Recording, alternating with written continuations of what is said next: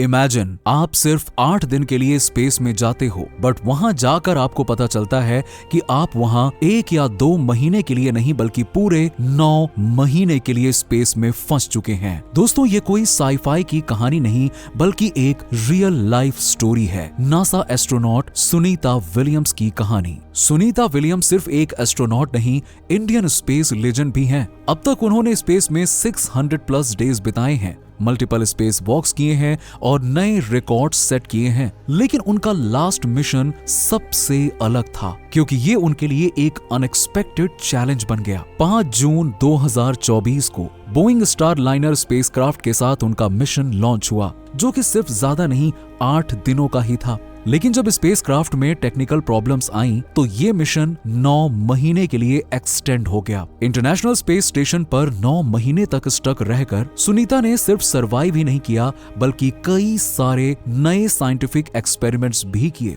आज हम सुनीता विलियम्स की इस एपिक स्पेस जर्नी के बारे में बात करेंगे कि आखिर कैसे सुनीता ने इतना टाइम इंटरनेशनल स्पेस स्टेशन पर मैनेज किया, उन्होंने कौन से बड़े चैलेंजेस फेस किए और आखिरकार अब वो कैसे वापस अर्थ पर आ पाई।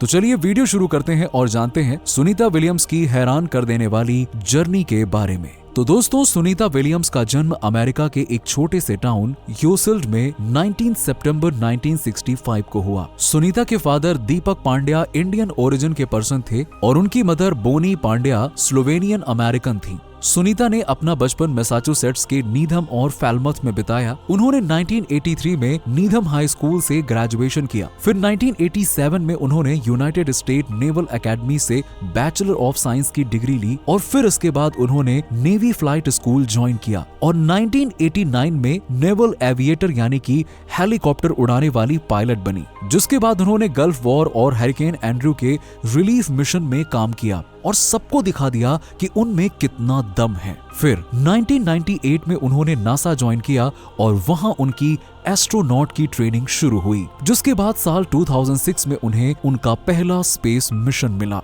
मिशन का नाम था STS-116। इसमें उन्होंने इंटरनेशनल स्पेस स्टेशन यानी कि ISS पर एक्सपीडिशन 14 क्रू को ज्वाइन किया था। फिर बाद में वो एक्सपीडिशन 15 का भी हिस्सा बनी और इस तरह से उन्होंने स्पेस में 195 डेज बिताए, यानी 155 नए दिन। इसी मिशन के दौरान उन्होंने फीमेल स्पेस वॉकिंग का रिकॉर्ड बनाया। साथ ही उन्होंने स्पेस में ट्रेडमिल पर बोस्टन मैराथन भी कंप्लीट किया। फिर साल 2012 में एक्सपीडिशन 32 और 33 के लिए वो वापस स्पेस में गईं। इस बार वो इंटरनेशनल स्पेस स्टेशन की कमांडर भी बनी, यानी कि इस पूरे स्पेस स्टेशन का कंट्रोल उनके हाथ में था। इस तरह से उन्होंने टोटल 50+ आवर्स स्पेस वॉक किए, जो कि एक फीमेल एस्ट्रोनॉट के लिए काफी बड़ा रिकॉर्ड है। लेकिन सुनीता की लाइफ में सबसे बड़ा और अनएक्सपेक्टेड ट्विस्ट साल 2024 यानी 2024 में आया, जब वो Boeing crew flight test mission के तहत सिर्फ 8 दिनों के लिए स्पेस में गईं, लेकिन 9 महीने तक वो स्पेस में ही फंस के रह गईं। दोस्तों, Boeing crew flight test mission 5 जून 2024 को शुरू हुआ।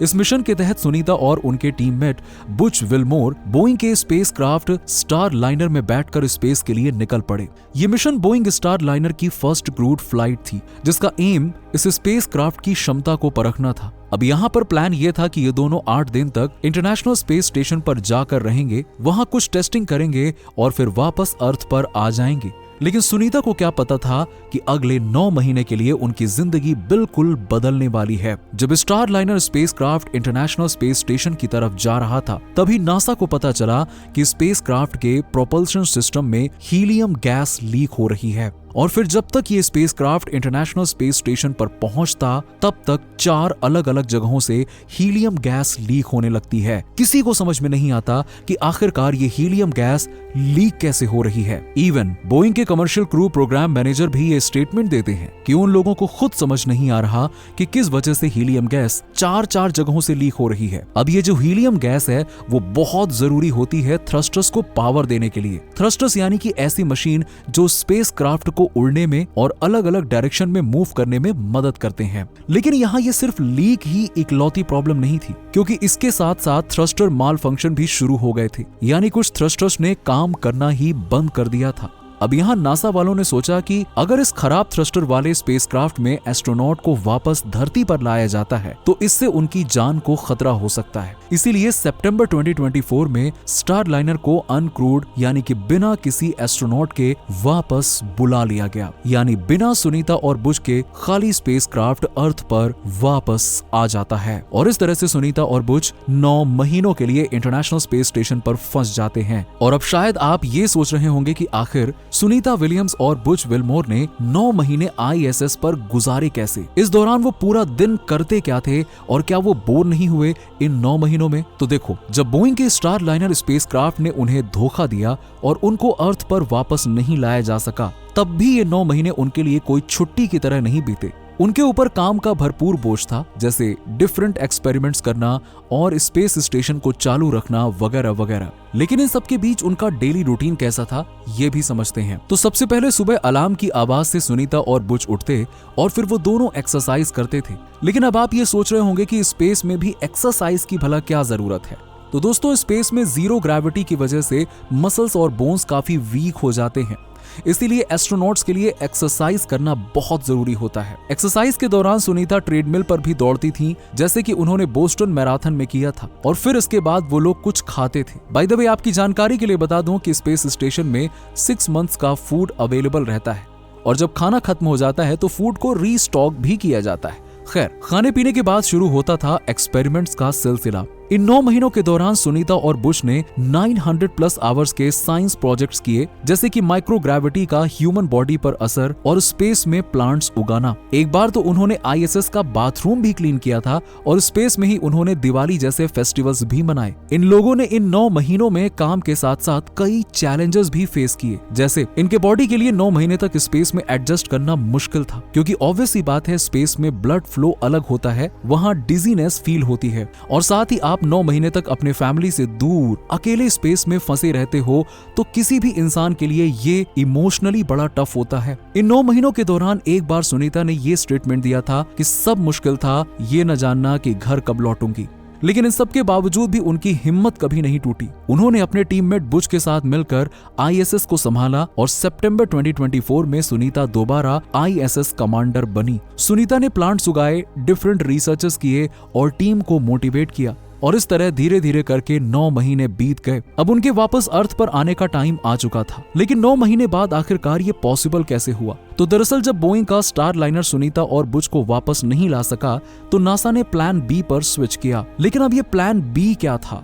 तो प्लान बी के तहत नासा ने सुनीता और बुश को वापस लाने के लिए SpaceX के स्पेसक्राफ्ट क्रू ड्रैगन को इस्तेमाल करने का फैसला किया। नासा ने यह फैसला किया कि जब SpaceX का क्रू 9 अपने मिशन के तहत ISS पर जाएगा, तब उसमें 4 लोगों की जगह पर 2 लोगों को भेजा जाएगा, और फिर जब ये लोग वापस आएंगे तो सुनीता और बुश इनके साथ वापस आ जाएंगे। और ऐसा ही हुआ। सितंबर 2024 में SpaceX ने अपने एक मिशन के तहत क्रू 9 ड्रैगन कैप्सूल को लॉन्च किया। इसमें निक हॉग और अलेक्जेंडर गोर्बनॉव थे, और इनके स्पेसशिप में 2 सीट खाली रखी गई थी। मतलब प्लान ये था कि क्रू 9 ISS पर जाएगा, वहां 9 महीने तक अपने एक्सपेरिमेंट्स करेगा और फिर सुनीता और बुश को अपने साथ वापस ले आएगा। और इस बार SpaceX के स्पेसक्राफ्ट ने बोइंग के स्टारलाइनर की तरह नासा को डिसअपॉइंट नहीं किया। Crew 9 dragon capsule smoothly international space station पर डॉक कर दिया गया। यहाँ इन्होंने 5 महीने तक एक्सपेरिमेंट किया और 5 महीने कंप्लीट होने के बाद अब बारी थी क्रू 10 की। ये टीम 16 मार्च 2025 को ISS पर पहुंची। इसमें एने मैकलिन, निकोले आयरस, टोकियो आइनेसी और किरिल पेस्कोव थे। इन्होंने क्रू 9 को रिप्लेस किया और ऑफिशियली ISS पर चार्ज अपने हाथ में ले लिया, और सुनीता और बुश को क्रू 9 के ड्रैगन कैप्सूल में बैठकर वापस भेज दिया। और इस तरह फाइनली 18 मार्च 2025 को सुनीता और बुश क्रू 9 के साथ 18 मार्च को ISS से निकल गए। इनका कैप्सूल 19 मार्च को सुबह लगभग 3:27 पर फ्लोरिडा के तट पर उनका स्पेसक्राफ्ट लैंड हुआ। पर अब जब सुनीता और बुश अर्थ पे वापस आ गए, तो ये सबसे पहले सवाल उठता है कि 9 महीने स्पेस में रहने के बाद अब उनकी जिंदगी में क्या बदलाव आएगा। तो दोस्तों, आने वाले कुछ हफ्ते या महीने सुनीता और बुश के लिए बिल्कुल भी इजी नहीं होंगे। 9 महीने जीरो ग्रेविटी में रहने के बाद अब उनकी बॉडी को वापस अर्थ पर एडजस्ट होने में समय लगेगा। एक बार बुश ने खुद कहा था, स्पेस से लौटने के बाद एक पेंसिल उठाना भी जिम वर्कआउट करने जैसा लगता है। मसल्स वीक हो जाती हैं, बोन थोड़ी सॉफ्ट हो जाती हैं और डिजीनेस भी होती है। लेकिन अच्छी बात यह है कि नासा ने इनके लिए पहले से ही एक सॉलिड रिहैब प्लान तैयार कर रखा है, जिसमें सुनीता और बुच के लिए एक्सरसाइज करना, मेडिकल चेकअप करवाना और फैमिली के साथ टाइम स्पेंड करना शामिल होगा। दोस्तों, भले ही सुनीता को थोड़े दिन लगेंगे नॉर्मल होने में, लेकिन वो टफ हैं, फाइटर हैं, तो टेंशन लेने वाली कोई बात नहीं है। इस स्पेस मिशन के बाद अब सुनीता उन टॉप 12 एस्ट्रोनॉट्स में शामिल हो चुकी हैं जिन्होंने स्पेस में 600 प्लस दिन बिताए हैं। इसके अलावा अगर हम इस मिशन के दूसरे एस्पेक्ट की बात करें तो अब बोइंग और स्पेस एक्स के बीच एक खेल शुरू हो चुका है। बोइंग के स्टार लाइनर के फेल होते ही स्पेस एक्स सामने आया और उसने एस्ट्रोनॉट्स को बचा लिया। इससे हमें यह पता चलता है कि नासा के कमर्शियल क्रू प्रोग्राम में कंपटीशन कितना हाई है। साथ ही अब बोइंग को अपने स्पेसक्राफ्ट को परफेक्ट करने के लिए भी काफी काम करना पड़ेगा, जबकि स्पेस एक्स अब नासा का एक रिलायबल दोस्त बन गया है। स्पेस एक्स और नासा का ये कोलैबोरेशन फ्यूचर मिशंस के लिए एक बड़ा हिंट है कि आर्टेमिस प्रोग्राम जो मून और मार्स पे ले जाएगा, उसमें ऐसे टीम वर्क की जरूरत होगी। वहीं बात अगर हम सुनीता की करें तो सुनीता का ये एक्सपीरियंस एक लेसन है कि टेक्नोलॉजी के साथ आपके अंदर ह्यूमन स्पिरिट भी चाहिए। दूसरी बात, ये रेजिलियंस की कहानी भी है। 8 दिन का प्लान 9 महीने बन गया, लेकिन सुनीता ने हार नहीं मानी। दोस्तों, सुनीता की कहानी हमें यह सिखाती है कि चाहे जिंदगी में कितनी भी प्रॉब्लम्स आ जाएं, हमें बढ़ते रहना चाहिए। तो दोस्तों, आज के लिए बस इतना ही। वीडियो में दी गई जानकारी अगर अच्छी लगी हो तो वीडियो को लाइक करें और चैनल पर नए हैं तो सब्सक्राइब करना ना भूलें। धन्यवाद।